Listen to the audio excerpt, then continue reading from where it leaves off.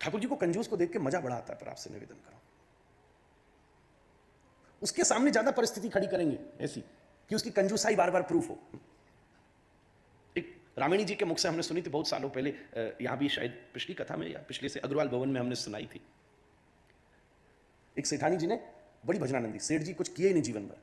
Anniversary का दिन था, सेठानी ने कहा सेठ जी एक मेरी इच्छा है, कम से कम जीवन में कुछ नहीं किया, थोड़ी सी दूर गंगा जी हैं, गंगा किनारे रहते, एक बार तो गंगा नहाया। वो इतना कंजूस आदमी था कि गंगा इसलिए नहीं नहाने जाता था कि वहां पंडा पुरोहित पकड़ लेंगे, दक्षिणा देनी पड़ेगी। जब बहुत ही आग्रह हो गया तो सेठ जी गए, तो गंगा में भी उस किनारे पर गए जहां मुर्दनी फूकी जाती थी। बोले इस मसान में तो कोई आएगा नहीं, ध्यान देना। तो बोले यहीं जाओ, यहां तो बढ़िया बात है, कोई नहीं आएगा। पंडित जी नहा रहे, ठाकुर जी ने कहा इससे मजे लेने चाहिए। सो भगवान एक ब्राह्मण का वेश धर के पहुंच गए, और यजमान जी, सेठ जी गोता लगा रहे थे, थर थर कांप उठी, कहां से निकल आया। बोले सुनो, संकल्प किए, तीर्थ पुरोहित को दक्षिणा दिए तो स्नान हो ही नहीं सकता। अच्छा अच्छा, हाँ बात तो सही कह रहे हो। बोले ऐसा है कि मैं कुछ लाया नहीं, नहा रहा था, कपड़े तो खोल ही दिए, वो भी विसर्जित कर दिया, किए हुए कुछ नहीं थे। पता क्या किया, नियम था कि कपड़े छोड़ने होते, कई कई स्नान में होते ना, तो ससुरे ने इधर से छोड़े, दौड़ के कूद के फिर उठा लाया। बोले नियम भी पूरा हो गया और मेरा भी मन लग गया। ऐसा ठाकुर जी ने ये देख के कहा इसे तो मजे लेने ही चाहिए। तो बोले अच्छा कोई बात नहीं यजमान जी, हम घर से ले लेंगे। हाँ ठीक ठीक ठीक, इसे इसको क्या पता घर का। पर आप भी जानते हो, पता नहीं कितने तीर्थों में पंडा पुरोहितों से परिचित है, तुम्हारे को भीड़ में से भी पुरी जाओ, बद्री जाओ, काशी जाओ, कहीं से भी ढूंढ के तुम्हारा पंडा तुम्हारे पास पहुंच ही जाएगा महाराज।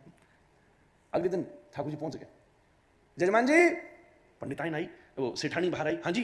बोले वो कल पंडित जी कह गए थे घर में दक्षिणा देंगे, सेठ जी कह गए थे घर में दक्षिणा देंगे, दक्षिणा लेने आया हूं। सेठानी बोली अभी रुकी, अंदर जाके बोले अब इसको घबराहट हो यार, ये तो ससुरा घर पहुंच गया। बोले जाके कह दो सेठ जी बीमार हैं। सेठानी बोली 2 रुपया देके छुट्टी। बोले नहीं बोलो तो सही। जाके बोला, बोले बीमार हैं अभी। अच्छा तो कोई बात नहीं, बड़ी लंबी यात्रा करके आऊं, मैं यहीं बैठ के बाहर पूजा पाठ अनुष्ठान करता हूं, प्रार्थना करता हूं, उसकी अलग से दक्षिणा दे देना, जल्दी ठीक हो जाएंगे। सेठानी ने आकर के कहा वो तो जा ही नहीं रहा, वो कह रहा है कि जब ठीक होंगे तब मिल लेना। सेठानी और खींच गई, सेठ जी और खींच गए, बोले सेठानी से जाके कहते सेठ जी मर गई। उसने जाके कह दी सेठ जी मर गई। हो ये तो रोवे, हो नहीं कोई बात नहीं, ऐसी बात है तो मैं दक्षिणा नहीं लूंगा, पर मेरा संबंध था इतने आया तो सब अंत्येष्टि के कर्म मैं ही कराऊंगा। सेठानी ने आकर कही, वो तो कह रहा अंत्येष्टि के कर्म भी मैं ही कराऊंगा, बैठ ही बैठा, जा ही नहीं रहा। वो तो कोई बात नहीं, एक काम कर, थोड़ी देर के जोश में एक बढ़िया सी वो बनवा दे, कफन तैयार करा, बाहर तैयार करा ले जाने के लिए, बांस वांस मंगा, बांध, उसको लगा सच में मर गया, चला जाएगा।